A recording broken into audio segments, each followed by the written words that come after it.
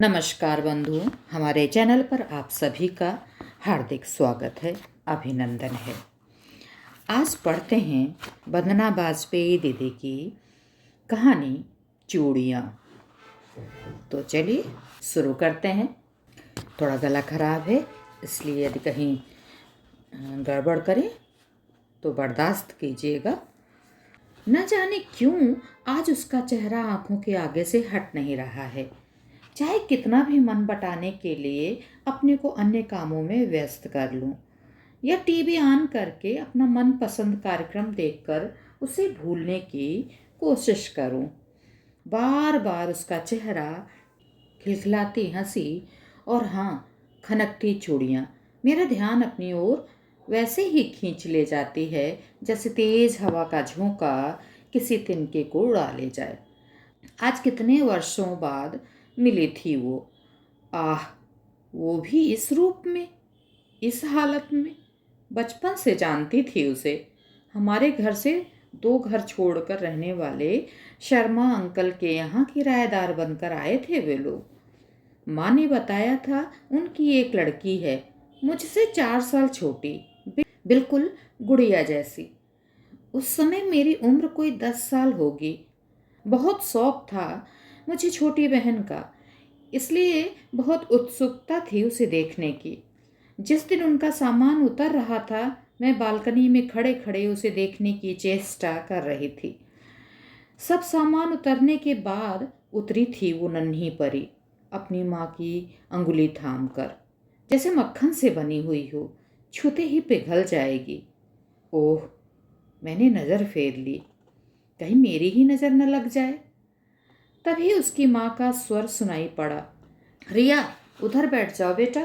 और वो चुपचाप निर्दिष्ट जगह पर बैठ गई। यह था रिया से मेरा पहला परिचय। उसके बाद जैसे जैसे उसे जाना, वो उतनी ही प्यारी, उतनी ही कोमल, उतनी ही मासूम लगी। उसके मुख में तो जैसे जुबान ही नहीं थी। बेहद शांत, न रोती न चिल्लाती, बल्कि कोई और चिल्ला रहा हो तो माँ की गोद में छिप जाती। और सबसे खास बात थी उसकी हल्की सी मुस्कुराहट। जरा से होठ टेढ़े करके जब वो मुस्कुराती, सच्ची बिल्कुल मधुबाला जैसी लगती। बच्चे अक्सर उसे छेड़ते, रिया मुस्कुरा ना एक बार, बस एक बार प्लीज। और रिया मुस्कुरा देती। फिर हम सब ताली बजाते, वाह रिया वाह। हाँ, एक और बात खास थी। बचपन में बच्चे तरह तरह के खिलौने के लिए मचलते हैं, पर रिया सबसे अलग थी। से भाती थी तो बस रंग बिरंगी चूड़ियाँ, लाल पीली नीली हरी कांच की चूड़ियाँ खन खन करती हुई। उसकी गोरी कलाई में लगती भी बहुत अच्छी थीं। कांच की चूड़ियों की खनखन के स्वर उसे इतने अच्छे लगते थे, ने सितार के 7 तार छेड़ दिए हों। जरूरत बेजरूरत हाथ हिला हिलाकर चूड़ियाँ खनाती ही रहती, कहती, दीदी सुन रही हो ना यह खन खन, इसमें मेरी जान बसती है, जैसे नंदनवन वाले राक्षस की जान उसके तोते में बसती है। अगर यह खन खन रुक जाए ना, तो जैसे सारी सृष्टि ही रुक जाएगी। मैं उसकी मासूमियत पर मुस्कुराकर उसका सिर हिलाते हुए कहती, अच्छा खन्नो देवी। वह जब भी बाजार जाती चूड़ी का डिब्बा ज़रूर लाती। और तो और पड़ोसी और रिश्तेदार भी उसके चूड़ी प्रेम के बारे में जानते थे, इसलिए जन्मदिन पर उसे ढेरों चूड़ी के डिब्बे मिलते थे। उनको देखकर रिया ऐसे ही छिलाती जैसे कोई खजाना मिल गया हो। पर उसके स्वभाव में एक विचित्रता थी। बेवजह भयभीत सी रहती थी वो, कि उसकी एक भी चूड़ी टूटनी नहीं चाहिए, इसलिए दौड़ भाग वाले खेलों से दूर ही रहती थी। अगर गलती से किसी से उसकी चूड़ी टूट जाए तो एकदम चुप होकर खुद को अपने में ऐसे समेट लेती थी जैसे कछुआ अपने खोल में बंद हो जाता है। मुंह से कुछ नहीं कहती, पर कुछ दिन तक बड़ा विचित्र रहता था उसका व्यवहार।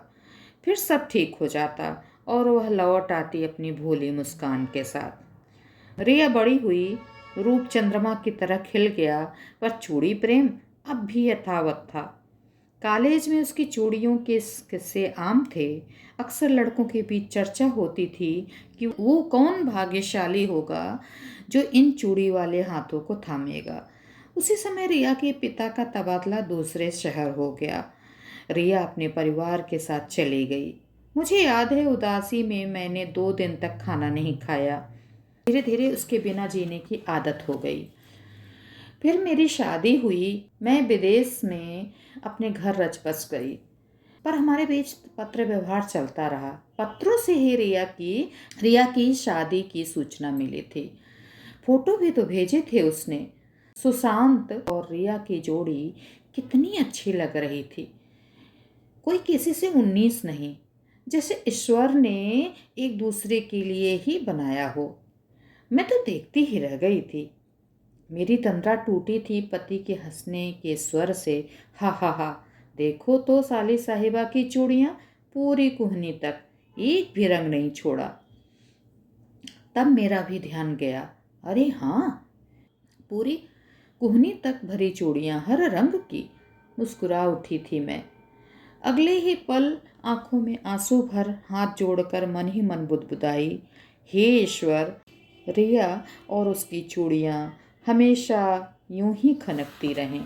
शादी हुई, रिया ससुराल पहुंच गई। पति के घर में भी उसकी चूड़ी प्रेम की चर्चा होने लगी। पति उससे बहुत प्रेम करते थे। 2 हंसों का जोड़ा था उनका। फिर कैसे न जानते उसके दिल की बात।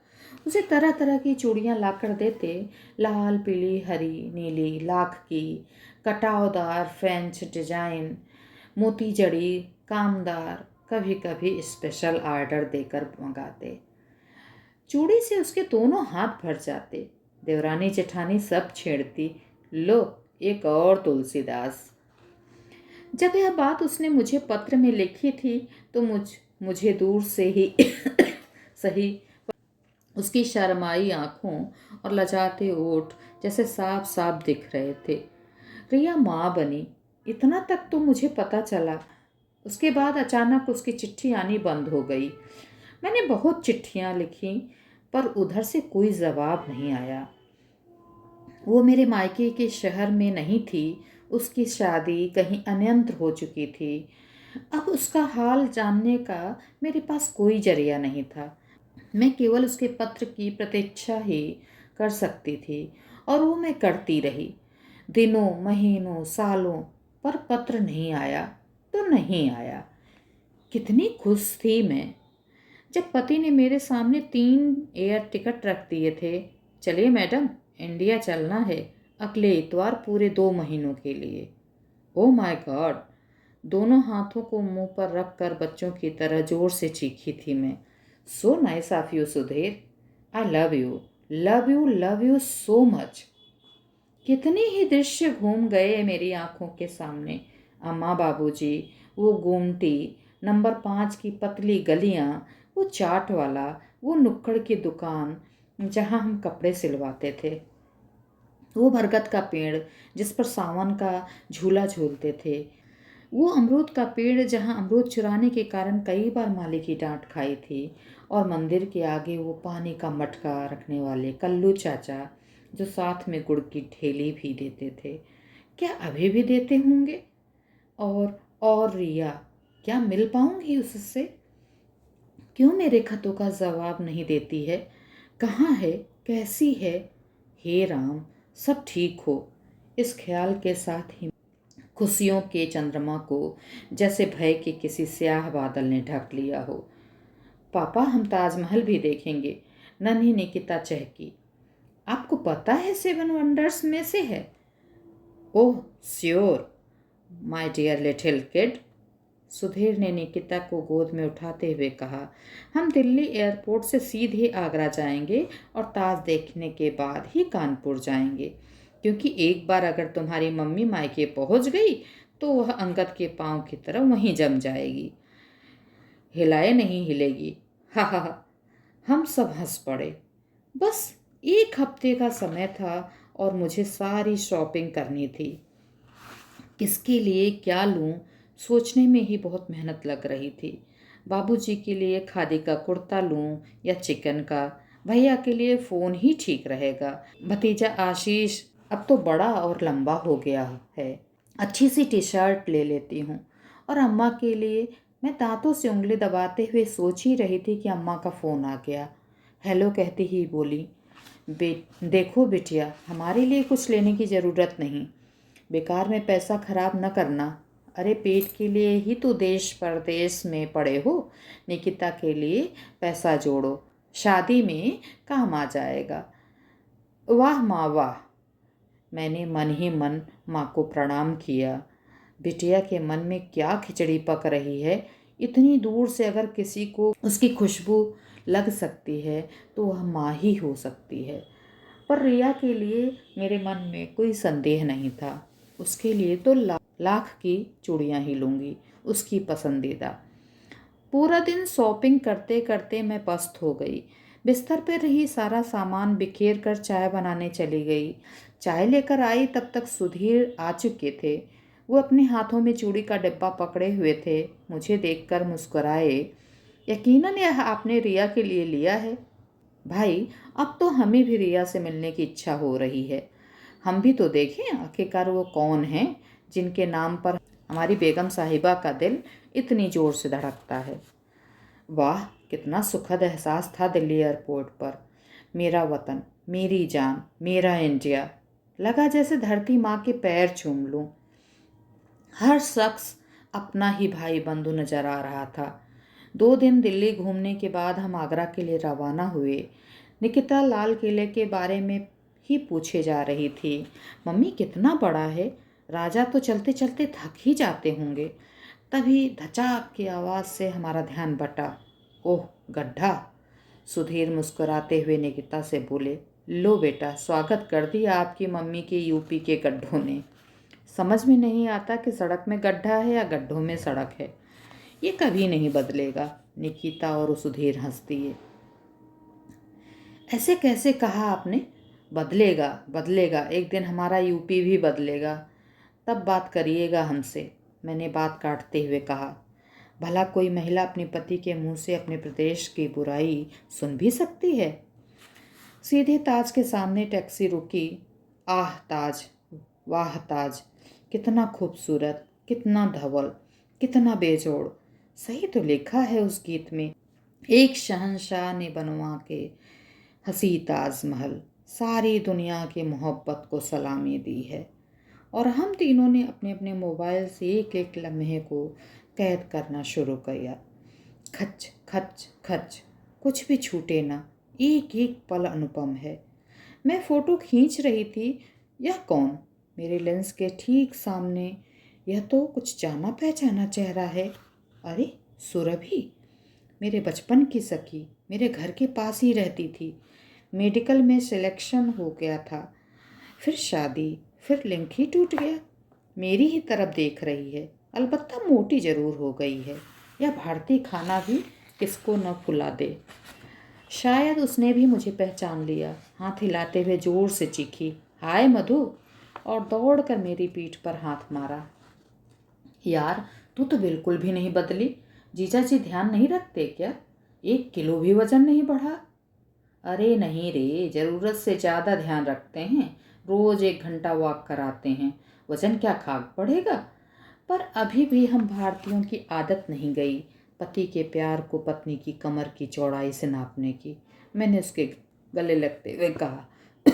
हम वहीं नरम घास पर बैठ गए। गप्पे चालू हो गईं। बचपन की 2 सहेलियां मिल जाएं तो बातें कभी खत्म हो सकती हैं। निकिता मुझे घूर रही थी। उसे आश्चर्य हो रहा था कि उसकी मम्मी इतना भी बोल सकती हैं। मैं पूरे देसी रूप में थी। मेरे अंदर की नन्ही मधु, जो बढ़ती उम्र के नकली पर्दों में कहीं छुप गई थी, आज अपने असली रूप में बाहर आना चाहती थी। सुधीर हमारे लिए चाय पानी का इंतजाम कर रहे थे। और रिया के बारे में कुछ पता है? मेरी स्वाभाविक जिज्ञासा को सुनकर सुरभि का मुंह अजीब सा बन गया। उसने चाय ऐसे हलक से उतारी जैसे जहर का घूंट पिया हो। तुझे नहीं पता? सुरभि ने प्रतिप्रश्न किया। क्या? मैंने लगभग चीखते हुए पूछा। किसी अनजान आशंका से मेरा दिल जोर से धड़कने लगा। रिया यहीं आगरा में है, कहकर सुरभि रुक गई। मेरे दिल को तसल्ली हुई यह जानकर कि वो जीवित है। मैंने तो एक सेकंड में जाने क्या क्या सोच डाला था। कहाँ है, कैसी है? चलो न अभी चलते हैं उससे मिलने। मैं उसका हाथ पकड़कर बच्चों सी अधीरता के साथ बोली। वो पागल खाने में है, सुरभि फुसफुसाते हुए बोली। क्या? मैं जोर से चीखी। क्या कह रही हो तुम? नहीं, ऐसा नहीं हो सकता। मेरी आंखों के आगे अंधेरा छा गया। सुधीर ने मुझे थाम न लिया होता तो शायद मैं चक्कर खाकर गिर जाती। मेरे नेत्र गीले थे। बचपन की रिया की हर स्मृति मेरी आंखों के आगे तैर रही थी। यह सब कैसे हुआ सुरभि? कैसे? प्लीज़ बताओ, प्लीज़। कान वो सुनना चाहते थे जिसको सुनने के लिए मन बिल्कुल तैयार न था। क्या बताऊं नारी जीवन, सुरभि ने लंबी सांस लेते हुए कहा। यहीं मथुरा में हुई थी रिया की शादी और मैं आगरा में डॉक्टर बनकर आई थी। जब रिया के बारे में पता चला तो मैं पहुंच गई उससे मिलने। लंबी बातें हुई। 45 मिनट की दूरी, अक्सर मिलना जुलना हो जाता था। तुम्हारी भी बातें होती थीं। बहुत खुश रहती थी वो। इतना तो तुझे पता ही है, रिया के 2 बच्चे हैं, पति भी बहुत प्यार करते थे। जीवन हंसते खिलखिलाते हुए सामान्य गति से आगे बढ़ रहा था। पर गहरी सांस लेते हुए, पर विधाता को कुछ और ही मंजूर था। सावन का महीना था। रिया का सोमवार का व्रत था। घर में पूजा की तैयारी हो रही थी। लाल साड़ी, लाल महावर और लाल चूड़ियों में रिया का रूप देखते ही बनता था। तभी वो अशुभ खबर आई, सुशांत के कार एक्सीडेंट की। सब कुछ जैसे रुक गया। मुझे जैसे ही खबर लगी झट पहुंची थी मैं। रिया की वो दर्दनाक चीखें आज भी मेरे कानों में गूंज रही हैं। कितना बेबस होता है इंसान मृत्यु के आगे। कैसे छीन के ले जाती है मौत एक साथ कई जिंदगियां। एक का मरना दिखता है, बाकी का नहीं। असमय ही उसके पति की मृत्यु ने तोड़ कर रख दिया था उसे। आंसू थे कि थमने का नाम नहीं लेते थे। कुछ होश कहाँ था उसे, न कपड़ों का, न बालों का और न बिंदिया का। पर चूड़ियाँ, वो तो तब भी टुकुर टुकुर उन्हें ही ताका करती थी। कभी धीरे से सहलाती, कभी आंसुओं से भिगोती। आह, शोक, शोक, महाशोक। गर्मी के 13 दिन कछुए की रफ्तार से तड़पते तड़पाते आगे बढ़ने लगे। फिर आया नौबार का दिन, जब उसकी चूड़ियाँ तोड़ी जानी थीं। घर में औरतों की भीड़ थी। सबकी आंखें नम थीं। कुछ को जाने वाले का गम था, कुछ इतना भयभीत हो रही थीं कि विधाता उन्हें ये दिन ना देखना पड़े कि उनकी चूड़ियाँ तोड़ी जाएं। और कुछ, उनकी आंखों में मगरमच्छ के आंसू थे। वह यह देखने आई थीं कि रूप की महारानी रिया चूड़ियाँ टूटने के बाद दिखती कैसी हैं। रिया का आखिरी बार श्रृंगार किया जा रहा था। महावर, सिंदूर, आलता, लाल साड़ी, लाल चूड़ियाँ पहनाई जा रही थी मिटाने के लिए, धोने के लिए, तोड़ने के लिए। रिया की आंखें नम थीं, होंठ कांप रहे थे। एक नारी पर अत्याचार करने के लिए एक भुक्तभोगी दुखियारी विधवा नाउन आ गई थी। एक एक करके अत्याचार शुरू हुआ।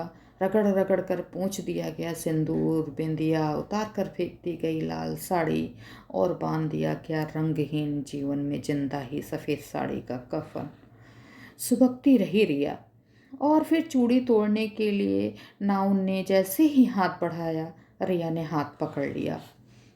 एक अजीब सी सिहरन रिया के सर से पैर तक दौड़ गई। जीवन भर चुप रहने वाली रिया में न जाने कहाँ से इतनी शक्ति आ गई और उसने झटके से अपना हाथ अलग कर लिया। चिल्लाकर बोली, नहीं तोड़वानी मुझको चूड़ी, नहीं नहीं नहीं। क्या सिर्फ किसी स्त्री के अपने पति के प्रति प्रेम का पैमाना है यह चूड़ियाँ, जिसमें तोले जाते हैं सिर्फ सुहागन रहने के वर्ष, उस रिश्ते के लिए जिसे जन्म जन्मांतर का कहता है समाज? नहीं, ये स्त्री के अस्तित्व का प्रतीक है। ये कांच उसके मन की कोमल भावना का प्रतीक है। ये खन खन स्त्री की विभिन्न रिश्तों को एक सुर में एक साथ बांधने का प्रतीक है। इसका गोल आकार समस्त सृष्टि को एक स्त्री की कलाई की धुरी पर संभाले रखने का प्रतीक है। क्यों तोड़ते हो इन्हें? क्या इसलिए कि एक स्त्री को हर पल होता रहे यह एहसास की एक कमी है उसके जीवन में, और तिल तिल कर जलती रहे अपनी सोनी कलाई की चिता में, और उसमें झुलसते रहें निरपराध बच्चे जो जब जब अपनी माँ की सोनी कलाई देखें तो हर निवाले के साथ उन्हें एहसास हो अपने अनाथ होने का। एक दुखी लाचार निर्दोष यह दंड किस लिए? क्या इसलिए कि एक स्त्री का शोषण करने में कोई कसर नहीं रखना चाहता ये समाज, या डरता है एक स्त्री के सौंदर्य से कि कोई पुरुष इस पति विहीन स्त्री के प्रति आसक्त न हो जाए? पुरुष के अपराधों के लिए कब तक एक स्त्री सजा पाती रहेगी? आखिर कब तक? पता नहीं क्या क्या बोलती जा रही थी बदहवासी की हालत में। फिर रिया अपनी चूड़ियाँ खनखाती हुई अंदर चली गई। भीड़ में सुगबुगाहट होने लगी। क्या औरत है, छी छी, पति को गए 4 दिन भी नहीं हुए और चूड़ी के प्रति इतनी आसक्ति। अरे किसके लिए सजना है, किसे रिझाना है? ऐसी औरतें औरत नहीं कुतिया होती हैं जो पराई थाली में मुंह मारना चाहती हैं। क्या समझा था इसे? यह तो उल्टा निकली कुल्टा। हे भगवान, नरक में भी जगह नहीं मिलेगी। क्या जमाना आ गया है। रिया की सास की तेवरियां चढ़ गई। जो मेरे बेटे की न हो सकी वो इस परिवार की क्या होगी। सारे समाज में नाक कटा दी।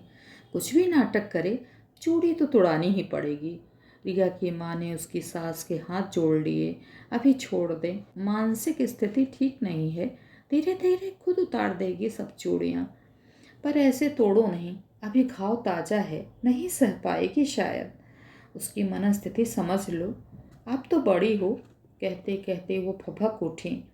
मैंने भी बेटा खोया है, पर यह तो हर विधवा औरत के साथ किया जाने वाला रिवाज है। यही कोई अनोखी है क्या? नहीं, अपने परिवार मान्यताओं पर उसकी मनस्थिति समझने के नाम पर मैं कीचड़ नहीं उछालने दूंगी। क्या सोच रहा होगा मेरा बेटा ऊपर से? कहते हुए रिया की सास रो पड़ी। रिया के कमरे में परिवार के पुरुष गए। किसी ने हाथ पकड़े, किसी ने पैर, मुंह में कपड़ा ठूस दिया गया। नाव ने चट चट करते हुए सब चूड़ियाँ तोड़ दी। उसे अधमरी सी हालत में छोड़कर सब चले गए। उसके मन के संभलने की, मनस्थिति को समझने की किसी ने ज़रूरत महसूस नहीं की। और क्यों करें? मन कहाँ होता है औरत के पास जिसे कोई समझे, थोड़ा स्नेह दे, थोड़ी मोहलत दे। उसके बस 2 ही रूप जानता है समाज, देह या कठपुतली। जिसे नाचना है परंपराओं के आगे बिना सोचे, बिना रुके, बिना थके। सब संतुष्ट थे कि चलो नौबार के दिन चूड़ी तोड़ने का रिवाज तो पूरा हुआ, नहीं तो पता नहीं क्या अपशगुन हो जाता। पर उसके बाद किसे शांति मिली, किसे नहीं, पता नहीं। पर रिया वो पत्थर हो गई। सूनी पथराई आंखें न फिर कभी रोई, न हंसी, न हिली, न डुली, गहन गंभीर। 2-4 दिन तक तो किसी का ध्यान नहीं गया। फिर लगने लगा कि कहीं कुछ तो गड़बड़ है। डॉक्टर को दिखाया तो पता चला नर्वस ब्रेकडाउन है। ऐसे मरीज के लिए जिस प्रकार के वातावरण की ज़रूरत होती है उसे रिया के ससुराल वाले कहाँ दे सकते थे, बल्कि पागल पागल कहकर पीछा छुड़ाने के लिए मायके पटक आए। माँ से भी कहाँ संभली। आस पड़ोस वाले आकर पता नहीं क्या क्या कहकर चले जाते। बच्चों की भलाई के लिए माता पिता ने उसे आगरा पागल खाने भिजवा दिया। कहते कहते सुरभि रो पड़ी। मैं संज्ञा शून्य सी सब सुन रही थी। या शायद एक हिस्सा सुनने के बाद मैंने कुछ सुना ही नहीं, या सुनना ही नहीं चाहा, या समझा नहीं, या समझते हुए भी समझना नहीं चाहा। पर जब मैं वापस अपने होश में लौटी तो मैं सुधीर के सीने से लगी हुई थी। उसकी कमीज मेरे आंसुओं से तरबतर थी। सुधीर मेरे बालों में धीरे धीरे अपना हाथ फेर रहे थे। मैंने और कस के सुधीर को पकड़ते हुए कहा, नहीं सुधीर, यह नहीं हो सकता। रिया मेरी घिघी बंद गई। मैं रिया से मिलना चाहती हूँ, एक बार, शायद। सुरभि मेरी बात काटते हुए बोली, क्या फ़ायदा, इतने साल हो गए, अब तो डॉक्टरों ने भी उम्मीद छोड़ दी है। मैंने सुधीर को हिलाते हुए कहा, मुझे जाना है सुधीर, मुझे जाना है। सुधीर, मुझे रिया से मिलने जाना है। सुधीर ने हाँ में सिर हिलाया। मैं सुरभि के साथ आगरा पागल खाने की तरफ चल पड़ी। सुधीर ने गीता को ले होटल चले गए। मासूम बच्चे को जीवन की विडंबनाओं से दूर रखने में ही हमने भलाई समझी। ऑटो तेजी से चल पड़ा और उससे भी ज़्यादा तेजी से चल पड़े मेरे विचार। कैसे देखूंगी उसे? क्या मैं सह पाऊंगी? क्या वो मुझे पहचान पाएगी? लीजिए मैडम, आ गया पागल खाना, 70 रुपये बनते हैं। मैं 100 का नोट ऑटो वाले को देकर कीप द चेंज कहकर आगे बढ़ गई। सुरभि की वजह से हमें अंदर जाने की परमिशन मिल गई। बड़ा ही विचित्र दृश्य था अंदर का। यह थी पागलों की दुनिया। इस दुनिया के अंदर एक अलग दुनिया, जीवित रहते हुए निर्जीव, समाज में रहते हुए बहिष्कृत, लगातार बोलते हुए भी शब्दों के एहसासों से परे, हर किसी का अपना दर्द, अपनी घुटन, अपनी कहानी, अधूरी कहानी जो आगे बढ़ नहीं पाई और कैद हो गई जिंदगी एक अधूरी कहानी में। मुझे दिख रही थी ढेर सारी औरतें, बेतरतीब बाल, बेतरतीब वस्त्र, बेतरतीब जीवन। कुछ के फटे कपड़े देख मैंने टोका, ऐसा क्यों? परिचारिका ने बताया, मैडम जी, फंड्स की कमी है, पागल खानों को कोई दान भी नहीं देता, कहाँ से लाए नए कपड़े? एक औरत हंस रही थी, बेतहाशा, बेभत्स, अट्टहास, जैसे कहना चाहती हो, जाओ समाज के ठेकेदारों जाओ। बहुत चुभती थी ना मेरी हंसी। लड़की हंस नहीं सकती, दांत न दिखे, महाभारत हो जाएगी। अब रोको मेरी हंसी। मेरी आंखों में आंसू आ गए। हाँ, शायद यही तो अवस्था है जहाँ लड़की खुलकर हंस सकती है। कुछ औरतें रो रही थीं। क्या बेवजह? नहीं नहीं, वे डुबाना चाहती थी पूरी सृष्टि को इतना, इस कदर कि अब की मनु भी न बचे। एक औरत मेरे पास आई, मैडम जी, मुझे यहाँ से निकालो, मैं पागल नहीं हूँ, मेरे पति को दहेज के कारण दूसरी शादी करनी थी, इसी कारण यह प्रपंच रचा है। मायके वाले मेरा खर्चा नहीं उठाना चाहते, बस यहाँ लाकर पटक दी गई। मैं सब पढ़ लेती हूँ, सब, हिंदी अंग्रेजी सब, कहकर उसने अंग्रेजी में बोलना शुरू किया। यह रेखा, निधि, सीमा भी पागल नहीं है, बस पागल करार दी गई हैं। मैं सोच रही थी, हाँ, शायद यह पागल नहीं है, पर वाह रे विधाता, पति और पिता द्वारा ठुकराई गई नारी के लिए बस दो ही दरवाजे खुलते हैं, एक वह जहाँ तन कैद हो जाता है, एक वह जहाँ मन कैद हो जाता है। तभी परिचारिका उसे मेरे पास से खींच कर ले गई, पर वो चीखती जा रही थी, मैडम जी, मुझे यहाँ से बाहर निकालो, मैडम जी। मेरी हर धड़कन में उसकी चीख नस्तर की तरह चुभ रही थी। फिर भी मैं उसे अनसुना करने का प्रयास करते हुए आगे बढ़ रही थी। मेरी नज़रें चारों ओर रिया को खोज रही थीं। अचानक मुझे दिखी, सबसे अलग, सबसे शांत, नीरव, निस्तब्ध सी, आंखें जिसमें डूबा हो दुख का समुंदर, चुपचाप जैसे ढूंढ रही हो कुछ शून्य में। शरीर, आत्मा, विचार सबसे परे, न जीवित न निर्जीव। मेरी आंखें छलक गईं। मैंने आगे बढ़कर उसके दोनों गाल अपने हाथों में ले लिए। उफ, यह क्या? जैसे मृत शरीर को छुआ हो, न कोई सिहरन न कोई संवेदना। मैं वहीं बैठ उसी अवस्था में रोती रही। मन चीख चीख कर कहता, ए रिया, मुस्कुरा न। क्या फिर से वो होंठ टेढ़े करके मुस्कुराएगी मधुबाला की तरह? क्या ऐसा कभी होगा? तभी सुरभि ने कहा, अब चल। मैंने उसके गालों से हाथ हटा लिया। पता नहीं रिया ने मुझे पहचाना या नहीं, पर उसने अपनी दोनों कलाई मेरी गोद में रख दी, जैसे कह रही हो, देखो दीदी, तुम्हारी रिया की एक एक चूड़ी टूट गई है। अपना मन वहीं छोड़ मैं घर आ गई। विचारों की श्रृंखला में डूबते उतराते हुए मैं वर्तमान में लौट आई। मैंने टीवी ऑफ कर दिया और दोनों हाथों से मुंह ढककर रोने लगी। तभी सुधीर ने आकर मेरे हाथ हटाए और लाल चूड़ियों का डब्बा मेरी गोद में रख दिया। फिर धीरे से बोले, जाओ रिया को पहना दो। यह गलत है, पाप है सुधीर। मैंने सुधीर का हाथ झटकते हुए कहा। सुधीर मुस्कुराए। पाप कैसा? यह रिवाज के खिलाफ है, परंपरा के विरुद्ध है। एक विधवा यह कांच की चूड़ियां नहीं पहन सकती, मैंने तर्क देते हुए कहा। कैसी परंपरा, कैसा रिवाज? सुधीर ने प्रतिप्रश्न करते हुए कहा। क्या कोई परंपरा इंसान को इस हालत में पहुंचाए जाने की हद तक निभाना जरूरी है? क्या परंपरा इंसान से बढ़कर है? पर समाज, मैंने अपना वाक्य जानबूझकर अधूरा छोड़ दिया। सुधीर मेरा हाथ अपने हाथों में लेते हुए बोले, किस परंपरा और किस समाज की बात कर रही हो?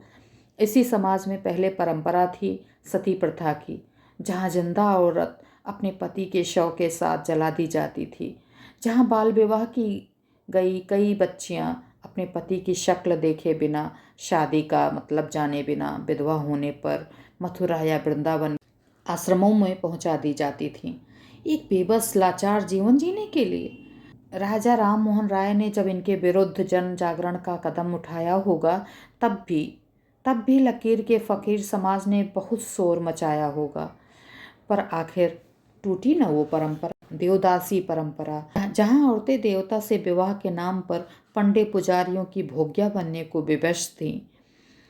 कहाँ है वो? कहाँ है अब वो परंपरा? यह परंपराएं नहीं, बेड़ियां हैं दास्ता की, चिन्ह है शोषण के। इसकी शिकार महिलाएं या तो ढोई जाती हैं बोझ की तरह भाइयों के द्वारा, या अभिशप्त होती हैं किसी किसी देवालय पागल खाने में जीवन मात्र काटने को। जीवन साथी का खोना एक बहुत दुख की बात है, स्त्री पुरुष दोनों के लिए। पर एक दुखी स्त्री से जीवन के सब रंग छीन लेना क्या उचित है? जाओ मधु, जाओ रिया को चूड़ियाँ पहना कर आओ। शायद उसके जीवन का संगीत फिर खनखना उठे। शायद वो ठीक होकर फिर से एक नए जीवन की शुरुआत कर सके, फिर से जी उठे। या शायद इस तरह तो न मरे। उठो मधु, हिम्मत करो, शुरुआत करो। बदलेगा इतिहास, धीरे धीरे, मौन रहकर ही सही, पर बदलेगा। मैंने आंसू पोंछकर सुधीर से चूड़ियों का डिब्बा ले लिया और चल पड़ी। आटो, आटो पागल खाने। मैं ऑटो में बैठ गई। धचाक। अरे यह क्या? मैडम जी, सड़क में बहुत गड्ढे हैं। मैं चूड़ी के डब्बे की तरफ देख मुस्कुराई। धचका तो लगेगा ही। इतिहास करवट जो बदल रहा है, यह उसी की दस्तक है। बहुत ही मार्मिक कहानी। एक स्त्री का दर्द सच में एक स्त्री ही समझ सकती है। तो यह कहानी आपको कैसी लगी, हमें अवश्य ही बताइएगा।